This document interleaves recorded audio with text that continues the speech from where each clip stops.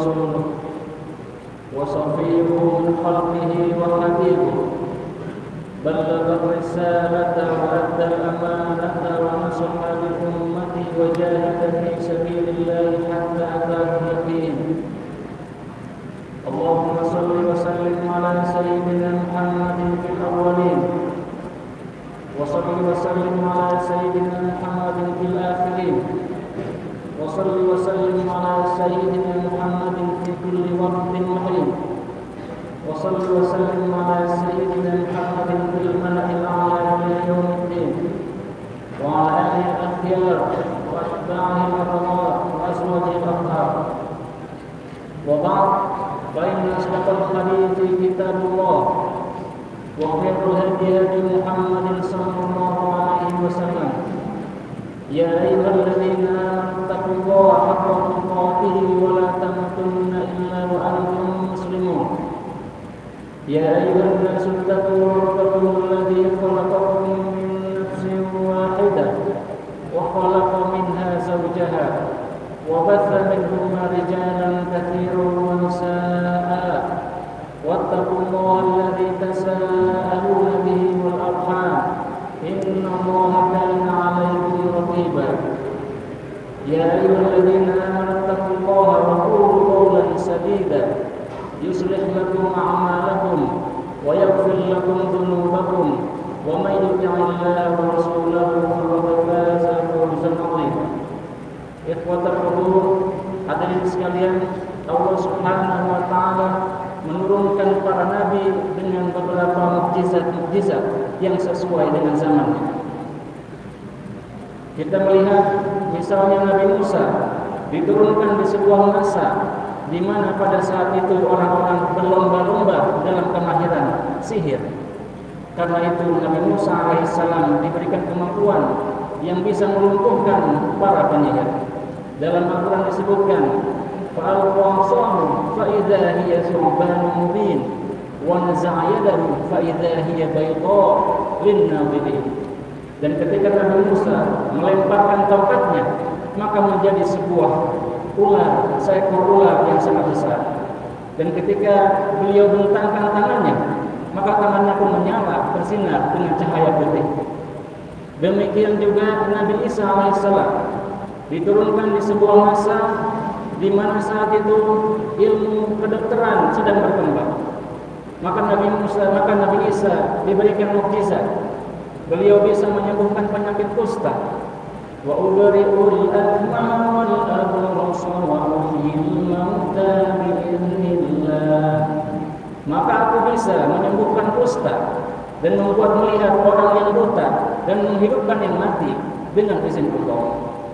Sedangkan Nabi Muhammad SAW, beliau diturunkan kepada sebuah kaum yang sebenarnya kepada seluruh umat manusia dengan berbagai ragam keahlian.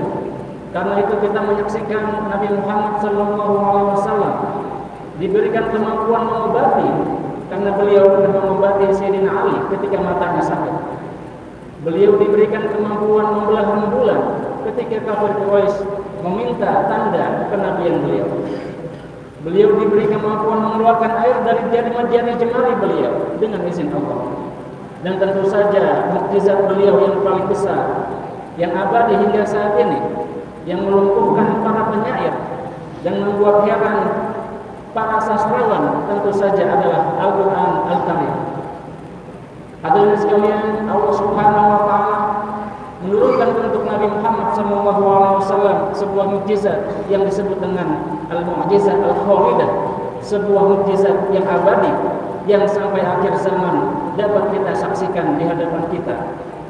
Hadirin sekalian, Allah Subhanahu wa taala menjelaskan tentang Al-Qur'an dan kita dapati dalam Al-Qur'an disebutkan wa qad ja'akum min rabbikum nur, disebut dengan cahaya. Hadirin sekalian, wa kitabun mubin, dan sebuah kitab yang jelas. Yahdi bihillahu man ittaba'a ridwanahu subulas salam wa yukhrijuhum minadh dhulumati ilal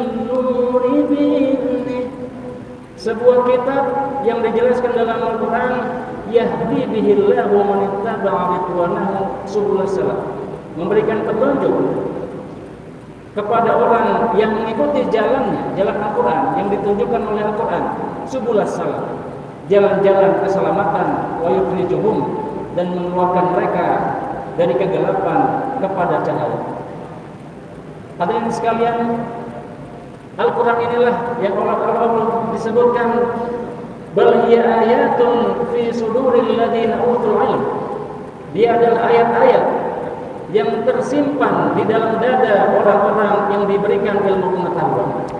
Jika kita sering mendengar sebuah ayat, yarfa'illahu alladzina amanu minkum wal ladzina utul ilma darajat. Allah mengangkat orang-orang yang memiliki iman dan memiliki ilmu pengetahuan. Maka yang dimaksud dengan ilmu pengetahuan di situ adalah ayat-ayat Al-Quran. Hadirin sekalian, ketika kita menemukan kegalauan, ketika kita merasa ketidaktenangan, maka kita dapat kembali kepada Al-Quran untuk menemukan kedamaian dan kesejukan. Dalam Al-Quran disebutkan, "Law anzalna hadzal Qur'ana 'ala jabalin la ra'aitahu khashi'an mutasaddian min khasyatillah." Jika kami turunkan Al-Quran ini kepada sebuah gunung, maka dia akan tunduk, maka dia akan khusyuk kepada keagungan Allah. Dan hadirin sekalian, Allah Subhanahu wa taala juga jelaskan dalam Al-Quran bahwa barang siapa yang berpaling dari Al-Quran, maka dia akan merasakan kehidupan yang sempit. Wa man a'rada 'an dzikri fa inna lahu ma'isyatan dhanka.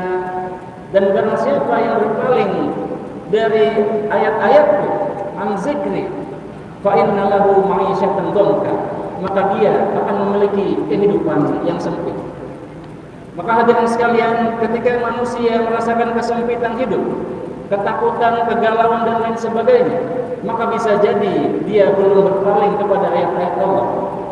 Dia belum melihat dan membaca ayat-ayat Allah, yang jika dia berpaling darinya, maka Allah akan memberikan kepadanya kehidupan yang sempit.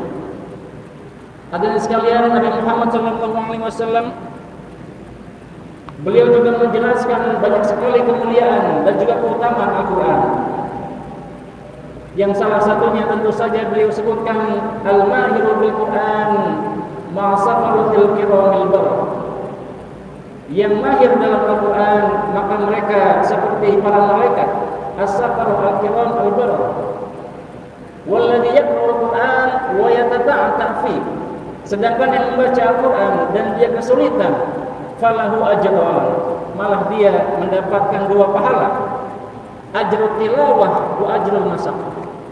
Pahala membaca dan juga pahala bersabar menghadapi kesulitan. Dan Nabi Muhammad mengatakan bahwa barang siapa membaca setiap ayat dalam Al-Quran, falahu hasanah wal hasanatu bi asyri amsalihha.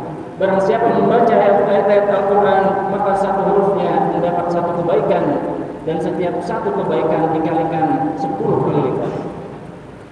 Suatu hari hadirin sekalian, Nabi Muhammad SAW beliau mendatangi Ubay bin Ka'ab. Kemudian beliau mengatakan, "Innallaha amarani an aqra 'alaika surat al-Bayyinah." Allah Subhanahu wa taala memerintahkanku membacakan untukmu wahai Ubay bin Ka'ab surat al-Bayyinah. Hadirin sekalian, Ubay bin Ka'ab kemudian bertanya, "Apakah Allah Subhanahu wa taala menyebutkan namaku kepadamu ya Rasulullah, atau engkau diperintahkan membacakan Al-Bayyinah kepada siapa saja?" Kemudian Nabi mengatakan,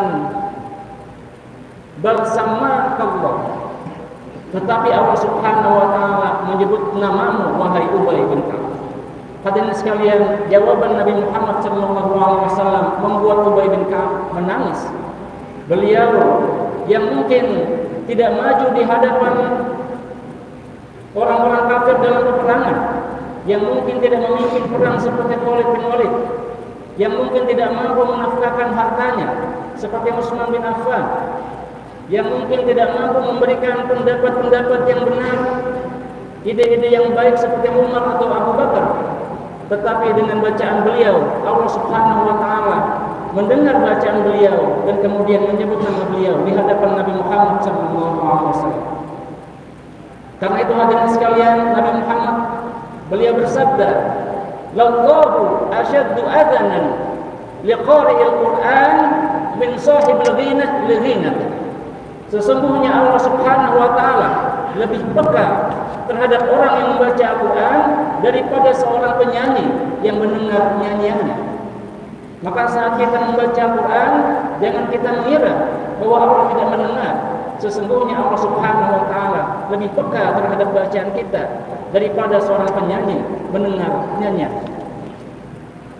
Hadirin sekalian, namun kita dapati di dalam Al-Quran ada sebuah ayat yang sungguh sangat menyedihkan, menyayat hati kita.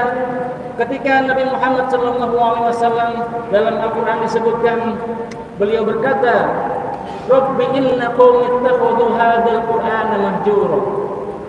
Ya Allah, aku mendapati kaumku meninggalkan Al-Qur'an. Ittakhadhu hadzal Qur'ana mahjura.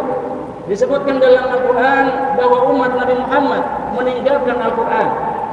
Hadirin sekalian, Syekh Al-Arifi menjabarkan kata-kata mahjur atau meninggalkan Al-Qur'an di situ dengan beberapa tingkatan. Yang pertama, bisa jadi umat Nabi Muhammad tidak membaca Al-Quran. Hadirin sekalian, ada kalanya kita melewati hari-hari kita tanpa sekalipun melihat Al-Quran. Kita habiskan waktu kita menonton video, sosial media dan lain sebagainya berjam-jam. Yang padahal di HP yang sama atau di smartphone yang sama ada Al-Quran, tapi kita tidak membukanya. Berjam-jam kita habiskan untuk membuka yang lain tanpa kita membuka Al-Quran. Bisa jadi kita punya Al-Quran tetapi tersimpan di lemari kita, berdebu dia, tidak pernah kita buka. Inna qaumi ittakhadhu hadzal Qur'ana mahjura. Demikianlah sebagian kaum Nabi Muhammad meninggalkan Quran. Yang kedua, dengan sekalian dijelaskan, la yafhamuna Al-Quran. Mungkin mereka membaca, tapi mereka tidak mau memahami isi Al-Quran. Hadirin sekalian, betapa banyak dari kita sampai saat ini belum memahami apa arti walam yakun lahu kufuwan ahad. Apa arti surat Al-Falaq atau surat An-Nas dan lain sebagainya. Apabila kita mendapatkan surat, hadirin sekalian, dari orang yang kita cintai, yang kita sayangi dan menyayangi kita, dengan bahasa asing atau bahasa bangsa apapun, tentu kita penasaran apa isinya. Dan hingga saat ini sudah banyak sarana-sarana bagi kita untuk mencari makna dari setiap ayat-ayat atau kata-kata di dalam Al-Quran, tapi sebagian dari kita enggan membukanya. Yang ketiga, hadirin sekalian, Syekh Al-Arifi menjelaskan salah satunya penjelasan dari meninggalkan Al-Quran adalah la yahkumuna bih, tidak menggunakan hukum-hukum Al-Quran. Hadirin sekalian, di Al-Quran disebutkan as-sariqatu was-sariqatu faqatu aydiyahuma jazaan bima kasaba nakalan min Allah. Barang siapa mencuri, laki-laki atau perempuan, maka potonglah tangannya sebagai balasan dari Allah Subhanahu wa taala. Az-zaniyatu waz-zani fajridu kulla wahidin minhuma mi'ata jaldah. Yang berzina, laki-laki atau perempuan, maka cambuklah 100 kali. Namun sebagian hukum ini belum dijalankan oleh seluruh umat Islam. Kita lebih melihat hukum Belanda atau mungkin hukum pidana Perancis dan lain sebagainya daripada melihat hukum-hukum Allah di dalam Al-Quran. Padahal Allah Subhanahu wa taala firmankan, afa ghayra dinillahi yabghun, apa mereka menginginkan selain dari agama Allah? Wa man ahsanu minallahi hukman liqaumin yuqinun, dan siapa yang lebih baik hukumnya bagi orang-orang yang bertakwa, bagi orang-orang yang yakin selain hukum Allah Subhanahu wa taala. Dan selanjutnya, hadirin sekalian, salah satu penjelasan dari meninggalkan Al-Quran adalah la ya'maluna bih, tidak melaksanakannya. Kita mendengar dalam Al-Quran, warka'u ma'ar-raki'in, ruku'lah bersama orang-orang yang ruku', salatlah dalam jamaah, tapi sebagian kita tidak melaksanakan. Dalam Al-Quran dikatakan wa qulu lillahi wa qulu lin-nasi husna. Katakanlah yang baik-baik kepada manusia, tapi sebagian kita mengatakan yang buruk kepada orang lain. Dan banyak hadirin sekalian nasihat-nasihat Al-Quran yang belum kita jalankan. Yang Syekh Al-Arifin menjelaskan bahwa itu bagian dari meninggalkan Al-Quran. Dan Al-Quran hadirin sekalian yang akan tetap menemani kita hingga nanti kita meninggalkan dunia ini, di alam kubur maupun nanti di hari pembalasan. Yang disabdakan oleh Nabi Muhammad, Iqra'ul Quran fa innahu ya'ti yaumal qiyamah syafi'an li ashab. Bal Ali Imran wal Baqarah. Al-Quran akan membela kita di hadapan Allah Subhanahu wa taala. Bahkan Ali Imran, Al-Baqarah akan muncul dalam bentuk manusia membela orang-orang yang membacanya. Bisa jadi dia melupakan sebagian sholat, atau bisa jadi dia meninggalkan sedekah dan lain sebagainya. Tapi nantinya Ali Imran, Al-Baqarah akan mengatakan, ya Allah, dia membacaku di pagi dan malam hari. Maka dia akan membela kita di hadapan Allah Subhanahu wa taala. Dan nantinya di hadapan surga kita akan dikatakan kepada orang yang memiliki Al-Quran, Iqra' wartaqi, baca dan naiklah, fa inna manzilataka inda akhir ayatin taqra'uha. Baca dan naiklah, karena sesungguhnya posisimu di surga tergantung pada ayat terakhir yang engkau baca. Mudah-mudahan Allah Subhanahu wa taala menjadikan kita semua ahlul Quran dan juga anak-anak kita ahlul Quran, membuat kita hafal Al-Quran, anak-anak kita hafal Al-Quran dan juga menjalankan isi Al-Quran. Barakallahu li wa lakum bil Qur'anil azim wa nafa'ani wa iyyakum bima fihi minal ayati wa dzikril hakim wa taqabbala minni wa minkum tilawatahu wastaghfiruh innahu huwal ghafurur rahim.